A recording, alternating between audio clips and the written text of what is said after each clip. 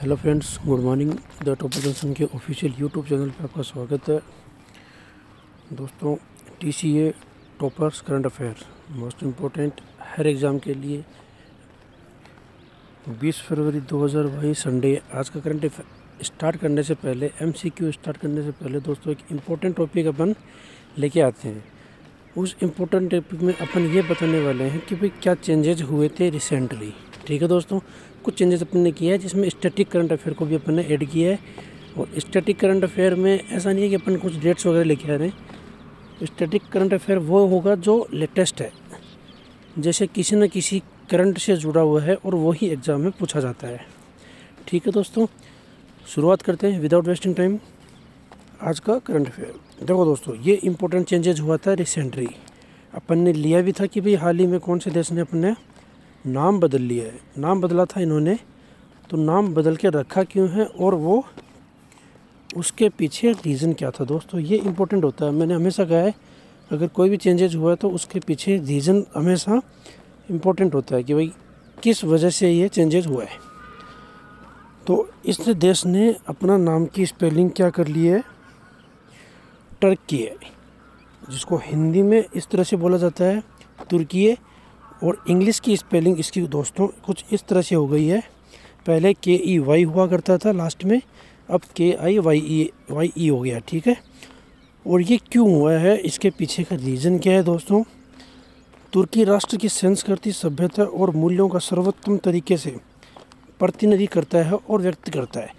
ये जो वर्ड है वो इस तरह से रिप्रेजेंट करता है, इस वजह से ये चेंजेस किया है तुर्की के राष्ट्रपति ने।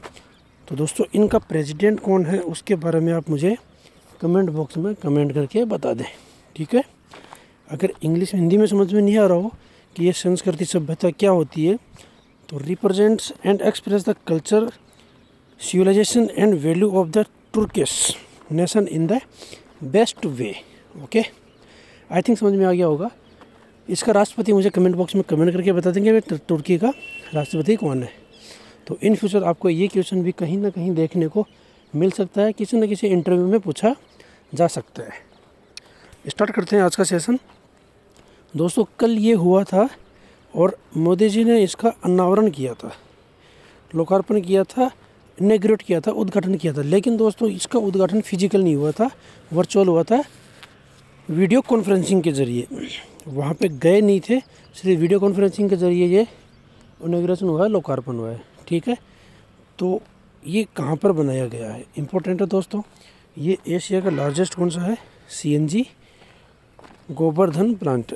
तो इसका राइट आंसर होगा दोस्तों इंदौर। ये इंदौर में बनाया गया। और दोस्तों, एक और इम्पोर्टेंट बात, MP में होता है इंदौर। और MP के CM शिवराज सिंह चौहान, उन्होंने अनाउंसमेंट किया है कि यहाँ पे अब गोबर की बिक्री होगी। और मध्य प्रदेश सरकार जो भी घर में गोबर को स्टोरेज करता है या फिर जो भी जिस भी घर में गोबर अवेलेबल है, 5 रुपये प्रति किलो के हिसाब से गोबर खरीदा जाएगा MP सरकार के द्वारा। ठीक है दोस्तों, नेक्स्ट की बात करते हैं। राजस्थान के किस शहर में कैरियर काउंसलिंग वर्कशॉप प्रक्षेप 2022 का शुभारंभ किया। एक तो बात ये थी कि भाई ये कहाँ पे हो रहा है दोस्तों, राजस्थान में हो रहा है। ये हुआ किसी भी पेपर में, किसी भी क्वेश्चन पे ऐसा पूछा जा सकता है कहाँ हो रहा है। अपन ने क्या किया, डायरेक्ट राजस्थान दे दिया है। तो राजस्थान में कहाँ हो रहा है, आपके पास में सिटी है, सीकर, जयपुर, जोधपुर, झालावाड़ या बीकानेर। राइट आंसर है दोस्तों इसका, ये बीकानेर में हो रहा है। ठीक है, नेक्स्ट की बात करते हैं। निम्नलिखित में से किसने दिल्ली पुलिस का शास्त्र ऐप और smart card arms licence launch किया है। दोस्तों, इम्पोर्टेंट है ये। इम्पोर्टेंट इस वजह से भी कुछ ना कुछ क्या हुआ है, लॉन्च हुआ है।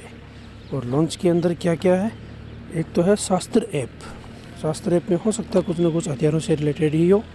दूसरा है अपने पास स्मार्ट कार्ड, आर्म लाइसेंस। दोनों चीज़ें लॉन्च हुई है। कहाँ पे हुई है, दिल्ली पुलिस के द्वारा हुई है। और किसने किया है ये, PM मोदी, अमित शाह, राजनाथ शाह, अरविंद केजरीवाल जो वहाँ के CM हैं, या फिर वहाँ के DGP हैं राकेश अस्थाना। राइट आंसर होगा दोस्तों इसका अमित शाह। नेक्स्ट की बात करते हैं अपन। SBI इको रैप रिपोर्ट के अनुसार फाइनेंशियल ईयर 2022 में भारत की जीडीपी कितना परसेंट रहने की अनुमान है। अब दोस्तों देखो, जीडीपी जो भी एस्टिमेटेड होती है, जीडीपी जो भी प्रोजेक्टेड होती है इन फ्यूचर, भाई इतना परसेंट रहने वाली है, इतना परसेंट रहने वाली है, वो अलग अलग तरीके से निकाली जाती है। अलग अलग कंपनी, अलग अलग इंडस्ट्री, अलग अलग जो भी संस्थाएं हैं, इंस्टीट्यूट हैं, वो सब निकालते हैं। तो उनको सभी को अपने को याद नहीं रखनी कि भाई सभी ने एक लिस्ट बना ली अपन ने और सबको याद रखा। इतना याद रखना पॉसिबल भी नहीं है। एक अपन मैनुअली देखा जाए तो हम भी नहीं रख पाएंगे, ऐसा अपने को रखना नहीं है।